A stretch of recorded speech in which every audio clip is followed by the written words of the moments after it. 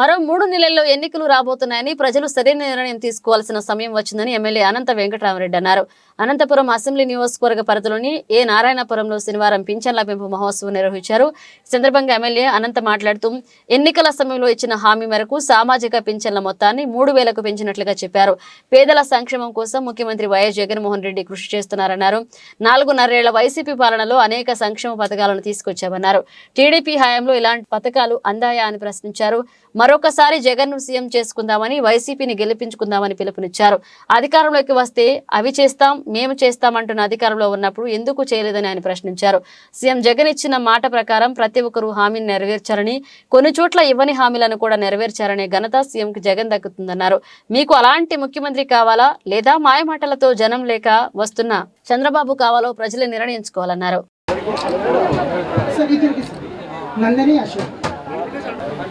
చెన్నమ్మ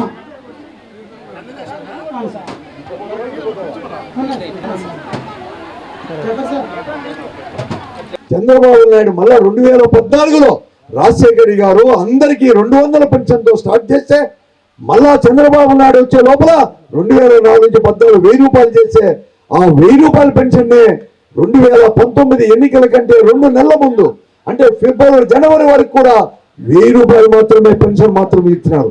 గతాన్ని మతికి తెచ్చుకోండి మీరందరూ కూడా. కానీ ఆ తర్వాత రాష్ట్ర జగన్మోహన్ రెడ్డి గారు పాదయాత్ర ద్వారా నేను 2,000 రూపాయలు ఇస్తానంటే మళ్ళా ఓట్ చేస్తారో లేదో అని చెప్పి ఒక భయంతో కేవలం ఎన్నికలు 2 నెలల ముందు 2019 జనవరి ఫిబ్రవరి మార్చి మాత్రమే ఇచ్చి ఎన్నికలకు పోతే ఆ రోజు ఎన్నికల సమయంలో 2,000 చెప్తే అతను ఇస్తా అంటున్నాడు కదా, నేను 2,250 రూపాయలతో ప్రారంభించి 4 సంవత్సరాల్లో 3,000 రూపాయలు చేస్తానని చెప్పిన మాట ప్రకారమే నిలబెట్టుకున్నవాడు మన ముఖ్యమంత్రి జగన్మోహన్ రెడ్డి గారు. ఆ రోజు నేను చెప్తాను, ఈ రోజు 66,38,000 మందికి 2,000 కోట్లకు పైబడి పెన్షన్ ఇస్తే ఆ రోజు ఇదే చంద్రబాబు నాయుడు గారు ఉన్నప్పుడు కేవలం 38 లక్షలు మాత్రమే. ఈ రోజు చంద్రబాబు నాయుడు దిగిపోయిన తర్వాత జగన్మోహన్ గారు వచ్చినాక ఈ రాష్ట్రంలో 29 లక్షల మందికి ఇంకా ఎక్కువ మందికి చేసి పెన్షన్లు ఇచ్చిన ఘనత మా పార్టీది, మన ముఖ్యమంత్రి జగన్మోహన్ రెడ్డి గారు అని చెప్పేసి కూడా ఈ సందర్భంగా మనవి చేస్తున్నాం.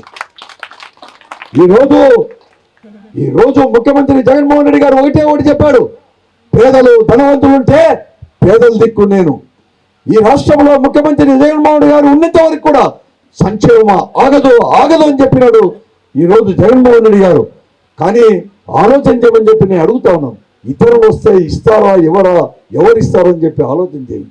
4.5 సంవత్సరాలు దాదాపుగా కూడా 60 నెలలు ఏనాడు కూడా మిమ్మల్ని కానీ ఏమీ అడగకుండా కేవలం మీకు సహాయం చేసి మీ కుటుంబాలు ముందుకు తీసుకోబోవడం మాత్రమే లక్ష్యంతో జగన్మోహన్ రెడ్డి గారు పనిచేశారు. ఇంకా 100 రోజులు ఎవరు చెప్పారు, కేవలం 100 రోజులు ఉన్నాయి, 3 నెలలు ఉన్నాయి, మళ్ళా కూడా ఎవరు పరిపాలించాలా అని చెప్పేసి, ఎవరు ముఖ్యమంత్రి కావాలని చెప్పేసి.